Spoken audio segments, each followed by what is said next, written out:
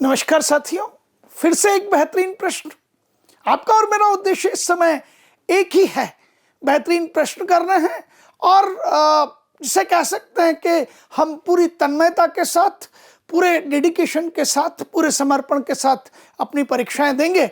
और परीक्षाओं का जो परिणाम है वो क्या होता है या क्या नहीं होता है उससे हम प्रभावित नहीं होते, लेकिन हमारे प्रयास में किसी प्रकार की कोई कमी नहीं होगी। प्रयास सदैव 100% होने आवश्यक है। तो फिर से एक खूबसूरत कह दीजिए, बेहतरीन कह दीजिए, इसे कह सकते हैं आप अंग्रेजी में, it is a multi conceptual question. क्या चीज है, क्यों ढूंढ के लाया हूं आपके लिए और क्यों इस समय इस तरह के प्रश्न करना अनिवार्य है?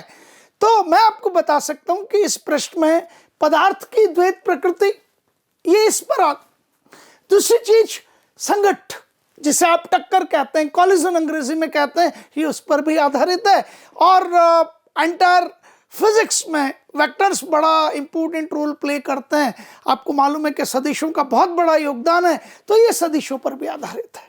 अर्थात हम एक प्रश्न से सदिश के जो हमारे कंसेप्ट हैं उनका भी उपयोग करेंगे, सदिश की विषय वस्तु का उपयोग करेंगे, संघट्ट की विषय वस्तु का उपयोग करेंगे और पदार्थ की द्वैत प्रकृति का उपयोग करेंगे। ये तीनों चीजें एक साथ और बेहतरीन, और बहुत जल्दी आप इसे कर सकते हैं। और ये प्रश्न आपको ये बता सकता है कि रैंक्स किस प्रकार से लाई जाती हैं, किस तरीके से बेहतरीन एनआईटी सूरतकल, वारंगल, तिरछी, इनमें प्रवेश कैसे होता है।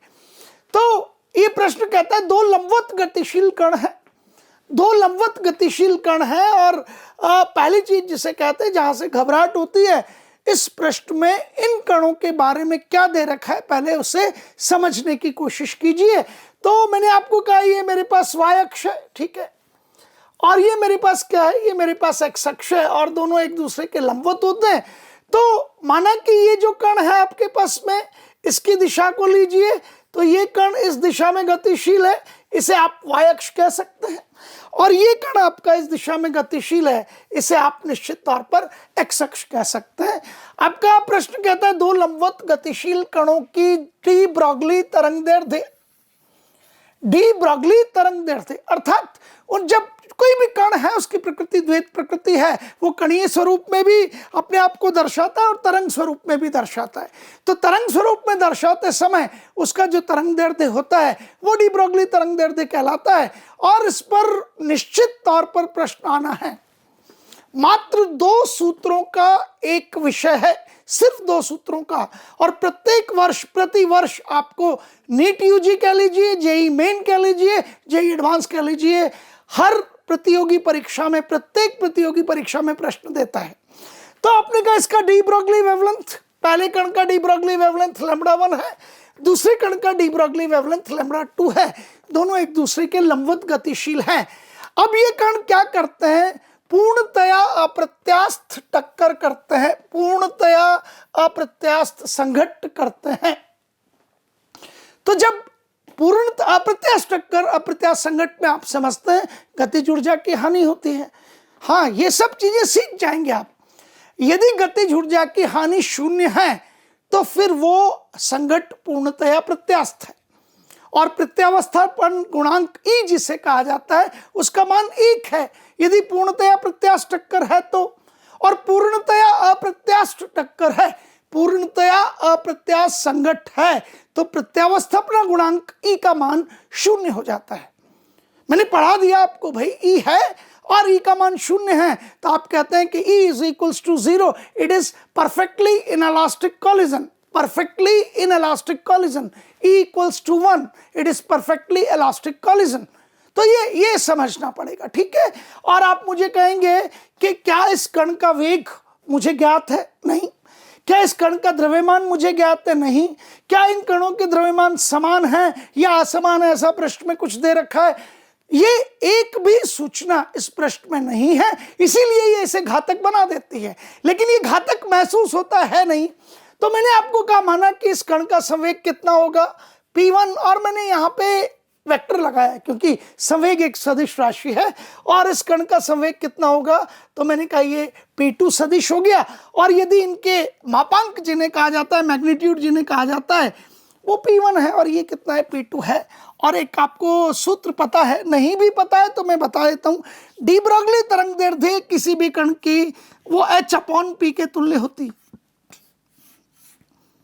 वैसे मुझे पता है आप सब प्रतिभाशाली विद्यार्थी हैं, आपको ये सूत्र आता है। P क्या है, कण का संवेग, लैम्डा क्या है, डी ब्रोगली तरंग दैर्ध्य, और H कुछ और नहीं, प्लैंक का नियतांक है। तो इसका भी हम उपयोग कर लेंगे। तो आपने कहा इसकी डी ब्रोगली तरंग दैर्ध्य का यहां से संबंध, इस डी ब्रोगली तरंग दैर्ध्य का यहां से संबंध, और आगे बढ़ने की तैयारी, सीधी सी बात है। और आपको ये पता है कि P1 सदिश और P2 सदिश, ये P1 सदिश है x अक्ष के अनुदिश और ये P2 सदिश है y अक्ष के अनुदिश। आप इन सब चीजों को समझ के रखिएगा। और सबसे बड़ी चीज आपको धनात्मकता रखनी है। इन कणों ने संघट्ट किया, ठीक है, इन कणों ने संघट्ट कौन सा किया, पूर्णतया अप्रत्यास्थ। और पूर्णतया अप्रत्यास्थ टक्कर के दौरान आप जानते हैं कि गतिज ऊर्जा की हानि होनी ही होनी है। तो ये दोनों के दोनों कण अब एक दूसरे का साथ नहीं छोड़ेंगे किसी भी अवस्था में। या तो ये एक दूसरे के साथ गति करेंगे या रुक जाएंगे, लेकिन रुक ये नहीं सकते, क्योंकि रुकते तो इनका संवेग शून्य हो जाता। तो ये दोनों कण एक साथ, ये एक दूसरे से पृथक नहीं हो रहे हैं।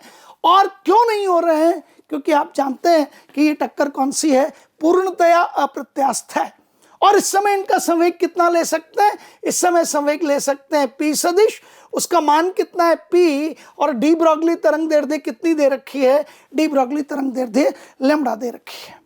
और तीनों में संबंध पूछा है, लैम्डा, लैम्डा 1 और लैम्डा 2 में। हाईली कंसेप्चुअल विषय वस्तु पर आपकी पकड़ है तो इस प्रश्न को आप आसानी से कर सकते हैं। और आप अंक लेंगे +4, धनात्मक 4, वरना या तो 0 आएगा या -1 आएगा। एक विद्यार्थी चट्टान की तरह दृढ़ होकर कहता है मैं कर दूंगा ऐसे, और ये कॉन्फिडेंस जरूरी है जरूरी है भाई। तो वो कहता है सर टक्कर प्रत्यास्थ हो या अप्रत्यास्थ हो, संवेग तो संरक्षित रहता है। तो टक्कर पूर्व, संघट्ट पूर्व, यहां लिखा मैंने संघट्ट पूर्व, और यहां लिखा संघट्ट पश्चात, संघट्ट पश्चात, ध्यान से समझ लीजिएगा, ठीक है ना।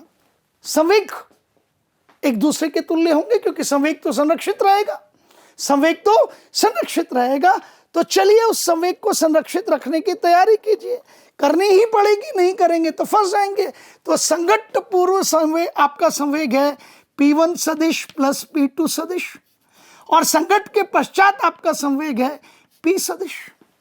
और यहां डी ब्रोगली तरंग दैर्ध्य कितनी है संघट्ट के पश्चात, तो ये तो लैम्डा है। ये जो पूरी कहानी है ये संघट्ट पश्चात की है, और ये जो पूरी कहानी है ये संघट्ट पूर्व की है। P1 vector plus P2 vector is equals to P vector. मैंने दोनों तरफ का मैग्नीट्यूड लिया, दोनों तरफ का मापांक ले लिया, तो यहां तो हो गया ये P। और चूंकि P1 सदिश और P2 सदिश विद्यार्थी ये 90 डिग्री पर है, 90 डिग्री पर। तो जब भी दो सदिश 90 डिग्री पर होते हैं, आपको मालूम है, आप सब समझते हैं, उनका परिणामी root of P1 square plus P2 square होगा। तो मैंने यहां उठा के लिख दिया कि इनका परिणामी root P1 square plus P2 square है। जो बहुत अच्छे बच्चे हैं वो तो हो सकता है इस समय उत्तर पर, विकल्प पर टिक लगा चुके हों, क्योंकि अब ये प्रश्न समाप्त हो चुका है, ठीक है। तो मैंने यहाँ आप सब बच्चों को ये कहा कि दोनों तरफ का वर्ग कर दीजिए, तो आपको क्या मिलेगा, तो आप कहेंगे P1 स्क्वायर वर्ग करते ही plus P2 square is equals to P square. इसको अभी मैंने यहाँ थोड़ा सा, जिसे कहते हैं कि ये महत्वपूर्ण है, बंद कर दिया, बाकी काम यहां से हो जाएगा। अब लैम्डा इज इक्वल्स टू क्या, H/P। यहां डी ब्रोगली तरंग दैर्ध्य लैम्डा 1, यहां लैम्डा 2 और वहां लैम्डा। तो आप मुझे कहेंगे P को क्या लिखा जा सकता है, P को लिखा जा सकता है H/λ। चलिए P को लिखिए H/λ। तो P1 को क्या लिखेंगे, P1 को लिखेंगे H/λ1, P2 को क्या लिखेंगे H/λ2, और P को क्या लिखेंगे, तो ये रहा, इसे लिखेंगे H/λ। ठीक है, आपने P1 को लिखा h अपॉन लैम्बडा 1, तो P1 स्क्वायर हो गया आपके पास सीधा सीधा h स्क्वायर अपॉन लैम्बडा 1 का स्क्वायर, तो ये h स्क्वायर अपॉन लैम्बडा 1 का स्क्वायर। P2 को लिखिए h अपॉन लैम्बडा 2 वर्क कीजिए, तो ये हो जाएगा h स्क्वायर अपॉन लैम्बडा 2 का स्क्वायर। और फिर आप मुझे कहेंगे P को क्या लिखेंगे, h अपॉन लैम्बडा और उसका स्क्वायर करेंगे तो h square upon lambda square. Solve कर लीजिए, h स्क्वायर कैंसिल आपके पास में और आपको मिलेगा 1 upon lambda square is equals to 1 upon lambda 1 square plus 1 upon lambda 2 square. और आप कहेंगे यह विकल्प बिल्कुल ठीक है ही सही, क्या कर सकते हैं इसमें, this is exactly the correct one. अब पहले सब बच्चे ये समझें कि मैं आपको समझा रहा था, इसलिए मैंने प्रत्येक चीज को जो है विस्तार पूर्वक बताया। पर आप जानते हैं कि यहाँ h स्क्वायर लिखकर हम हमारा समय नष्ट थोड़ी करेंगे। सब बच्चे तेज हो आप, h स्क्वायर तो कटना ही है, समझ ही रहे हैं, यहीं से समझ गए, दोनों का वर्ग हो गया।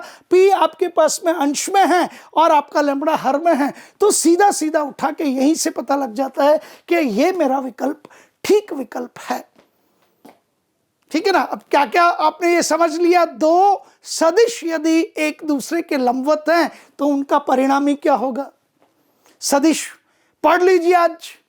उसके बाद आपने संगत, प्रत्यास्थ संगत क्या है, अप्रत्यास्थ संगत क्या है, प्रत्यावस्था गुणांक क्या होता है, और न्यूटन का प्रत्यावस्था, जितने भी इस तरह के संगत है उनके लिए नियम क्या है, समझना पड़ेगा। जाइए घर पे और पढ़िए, मुश्किल से 15 मिनट में सारा खेल खत्म। और ये जो आपके पास में द्वैत प्रकृति है, ये तो मुश्किल से 5 मिनट का खेल है, मुश्किल से 5 मिनट का खेल है, 2 ही सूत्र हैं। तो जाके इस प्रश्न को हल कीजिए, मनन कीजिए और तीनों टॉपिक्स का रिवीजन कर लीजिए, दोहरा लीजिए। बस यही मोशन का ध्येय है कि आप लोगों के साथ हम लगातार जुड़े रहें। परीक्षा काल में आपका और मेरा संबंध और ज्यादा सुदृढ़ हो जाता है। यहां हम आपका साथ छोड़ते ही नहीं हैं, यहां हम कदापि नहीं कहते सेल्फ स्टडी कीजिए, अब हमसे दूर रहिए, कदापि नहीं कहते। सेल्फ स्टडी लगातार करते रहिए, लेकिन हमारे संपर्क में बने रहिए।